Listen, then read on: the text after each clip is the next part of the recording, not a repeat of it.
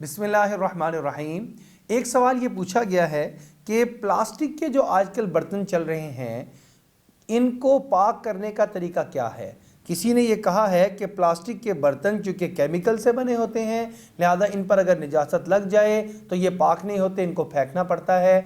ये सुन लीजिए, बर्तन चाहे प्लास्टिक का हो, चाहे शीशे का हो, चाहे चीनी का हो, चाहे स्टील का या लोहे का हो, किसी भी चीज़ का हो, बर्तन अगर नापाक हो जाए और निजासत उसमें लग जाए, उसको आप 3 बार धोएंगे तो ये बर्तन बिल्कुल पाक और साफ़ हो जाएगा।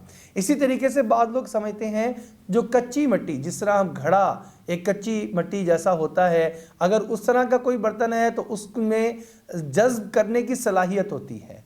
अगर शीशे का बर्तन है तो उसमें जज्ब करने की सलाहियत मौजूद नहीं है, स्टील के बर्तन में भी नहीं है, ताम चीनी के बर्तन में भी नहीं है, आम चीनी के सेट में भी नहीं है, लेकिन प्लास्टिक के बर्तन में भी नहीं है। लेकिन मिट्टी से बने हुए बर्तन, उसके अंदर चूंकि जज्ब करने की सलाहियत मौजूद है, लिहाजा ये निजासत को अपने अंदर जज्ब कर लेता है और अब ये पाक नहीं हो सकता।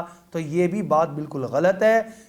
किसी भी तरह का बर्तन हो उसको आप 3 मरतबा धो लेंगे तो वो पाक हो जाएगा, चाहे मिट्टी का बर्तन हो और चाहे किसी और चीज़ से बना हुआ बर्तन।